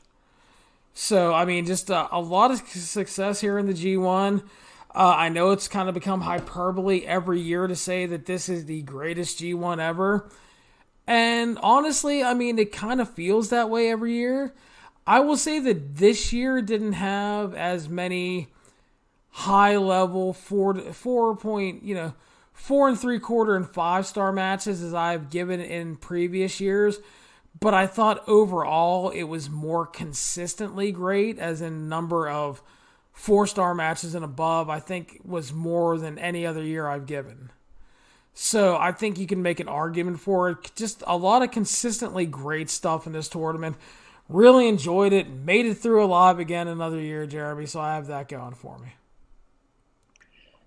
You are the best when it comes to covering this stuff. I had someone ask on my Twitter, where can I find G1 matches of like top 20 and stuff, because I just want to watch the good stuff. And I told him your list should be out in the coming days. So keep an eye out for that and, watch all the good stuff. And which the top 20 is just Toru Yano matches, 9 of them, and then whatever else you decide to put on there.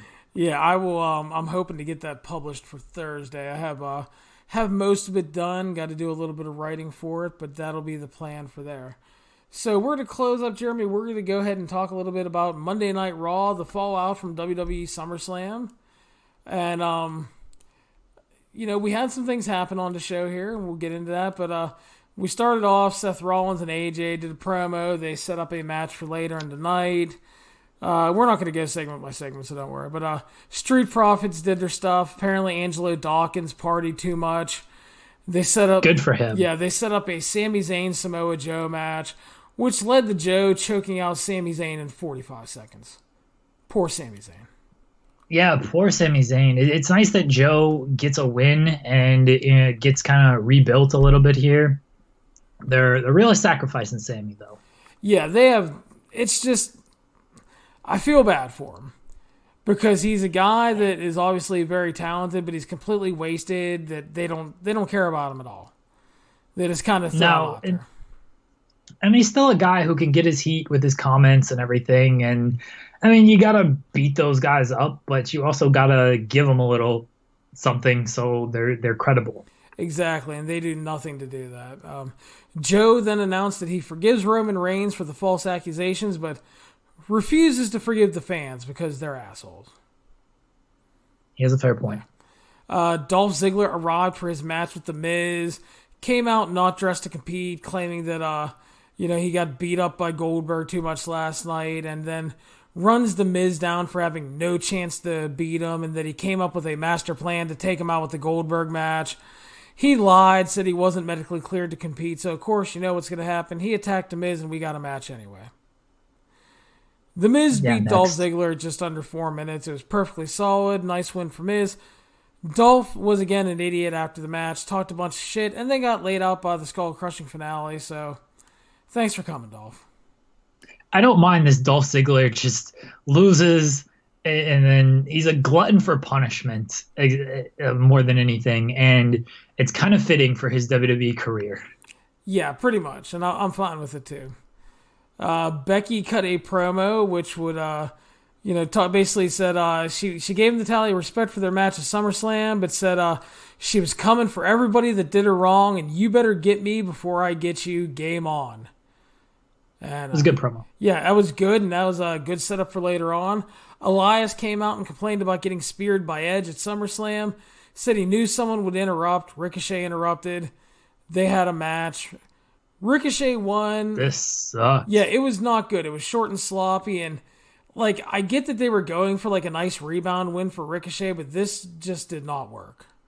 No, in theory, it was a good idea of, let Ricochet do his cool moves, pick up a win over Elias, but it came off so sloppy, and then Elias got his shoulder up anyway, and it did no favors for either one of these guys, especially Ricochet. Yeah, unfortunately, not good. Next up, 2 out of 3 falls match, Rey Mysterio versus Andrade. Andrade beat Rey at 5:35, 2 straight falls, Jeremy. I was cool with that, and then the post match where Rey is kind of doubting himself. He's been getting beat a lot. I guess he did. He just beat Ali, didn't he? He got destroyed by Lashley, but then I think he beat Ali and on SmackDown. Can't keep track of this stuff, but I'm fine with Andrade is their guy of the future. At least he should be. So sacrificing Rey is fine. That's what these legends should kind of be there to do, is have good matches and put over new talent. And that's what Rey is doing, and I'm cool with it. Yeah, they've also announced, Jeremy, that the King of the Ring is returning. They'll be running it on TV starting next week. Excited for that. So, yes, we will see what happens with the King of the Ring. And I'm not a big fan of it when they run it on TV because they kind of rush things a lot, but hopefully it works out well.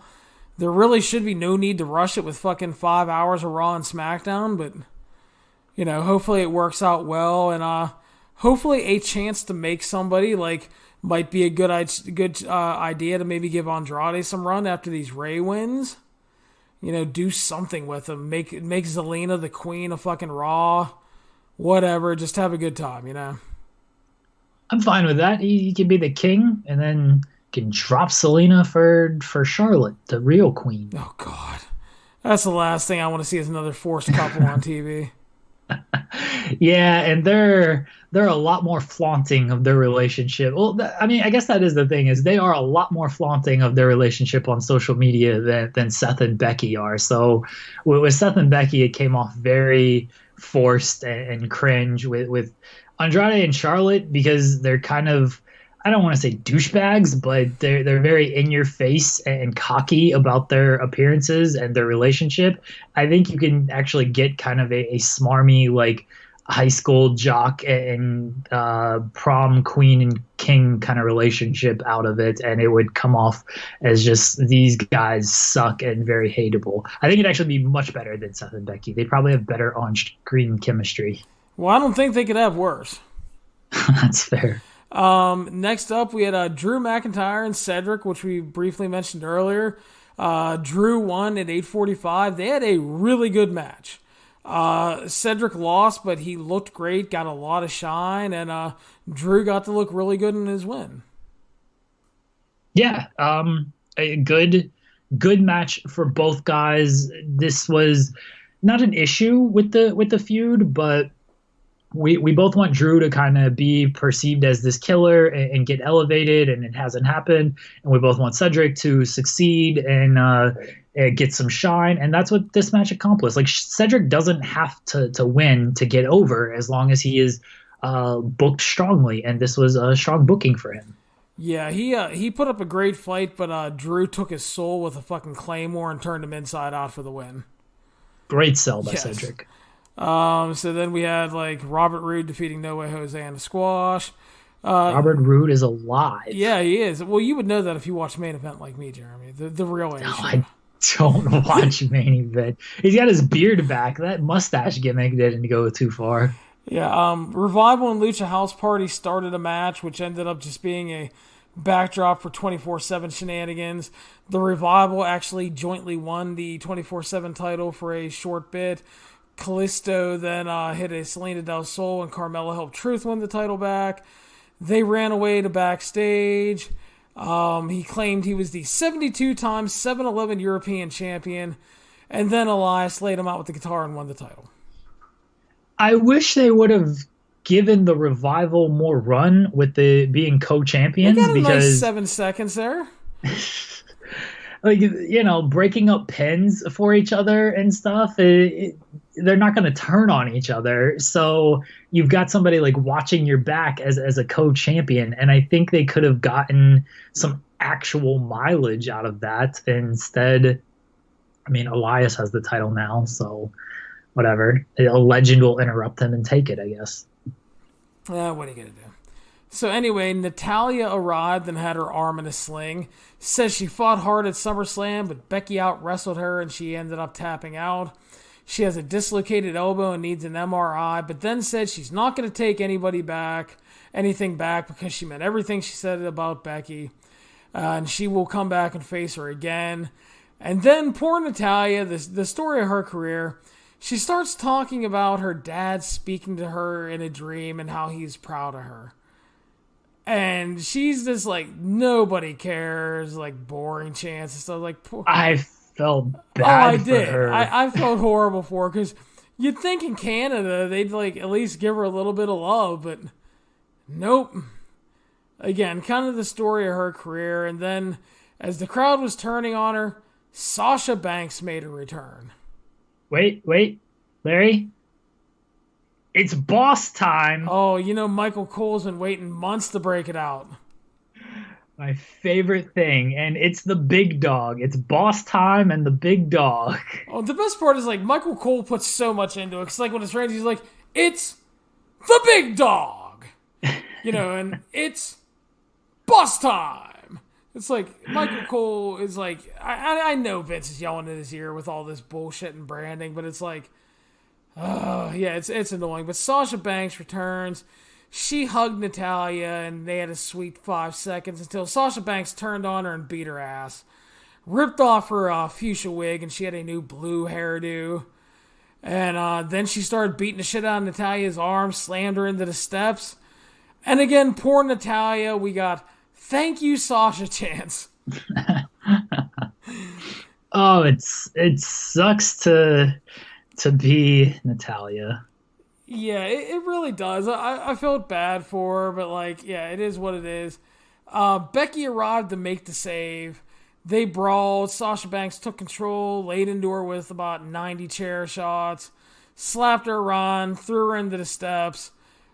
Great angle for her return, and as we talked about, it looks like we're going to get Charlotte and Bayley on the SmackDown side, and looks like Sasha and we're heading towards Sasha and Becky for Night of Champions as well. Cool with that. Glad Sasha is back. She's getting a feud that I'm sure she wanted, and a feud that makes sense and is gonna light the social media world on fire. I know that much. Yeah, good return here. I like the wig reveal. Blue means bad, I guess, and all around just a strong segment. And again, you go back to earlier in the night when Becky was cutting the promo. I'm coming for all that did me wrong. Get me before I get you. Game on. And the game is on. She tried to come. Yeah, she tried to come for Sasha, and Sasha still beat her ass. That's right. So, yeah, I really liked that angle. Thought it was well. I thought the Sasha return got over really well. So, good stuff. Alexa Bliss, Nikki Cross defeated the Kabuki Warriors to retain the women's tag team titles. No Paige because she's off getting another surgery on her neck. And, yeah, I mean, as we talked about, they have a lot invested into Nikki and Alexa right now. Yeah. So, and then Raw closed up with the main event, AJ Styles and Seth Rollins in a non-title champion versus champion match.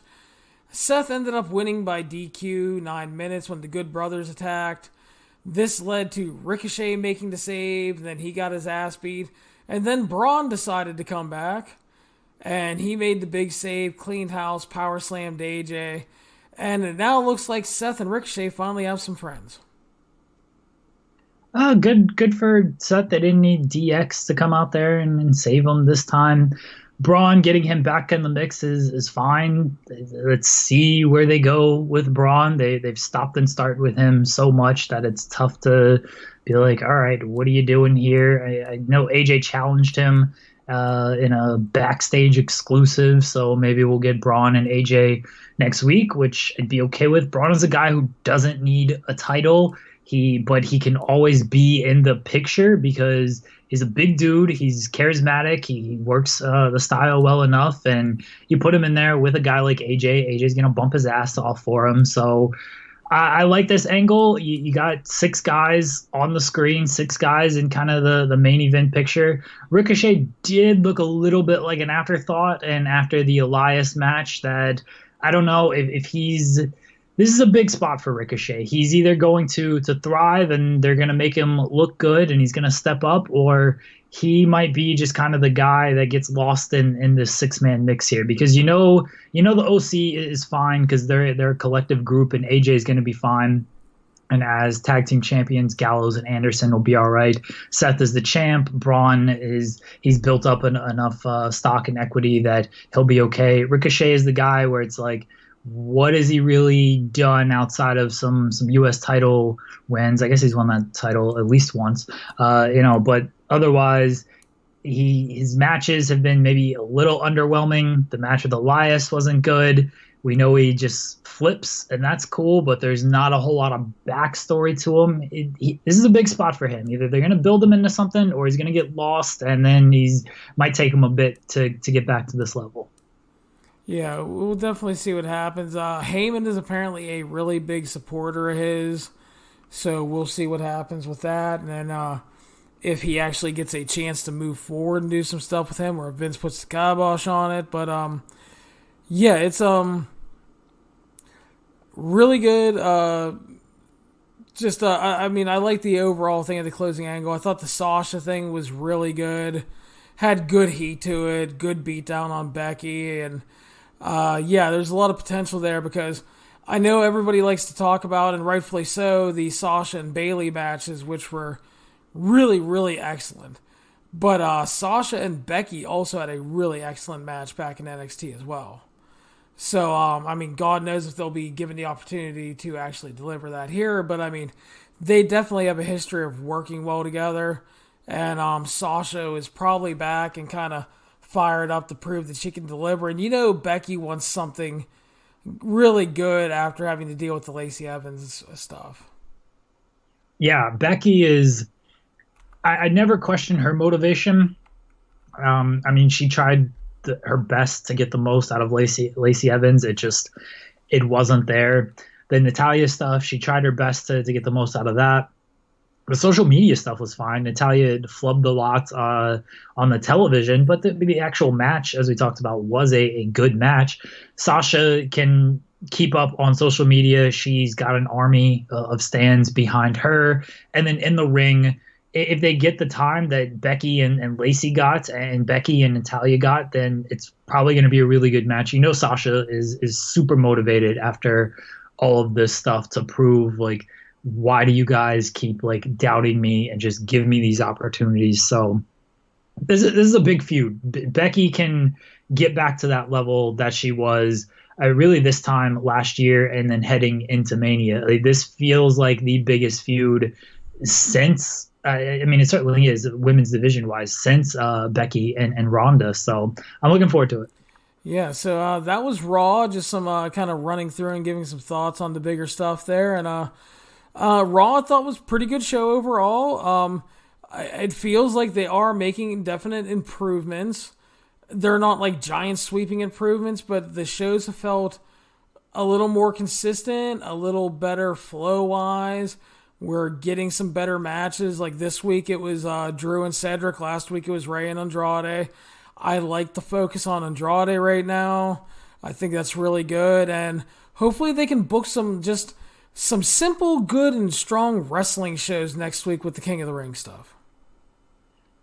I've enjoyed Raw for the past couple of weeks with the Heyman era, and then SmackDown has been consistently good. I think WWE television is actually good right now. The King of the Ring stuff, definitely. This is your chance to get some guys over, whether it's in wins with longer runs or even in losses if you just do competitive matches. Like you have a good chance to get guys over here, and hopefully it's not just a lot of like 2, 3, 4 minute matches where all right, the guy who wins does what, like a 50-50 4 minute match doesn't exactly do anybody big favors. So just give us some wrestling matches in the next couple of weeks and make the matches longer as they progress. I mean, if you look at the lineup for the King of the Ring, you've got some matches where it's like, all right, you can sacrifice this guy, and then you've got some matches where it's like, all right, let's go out there and let's have a kind of a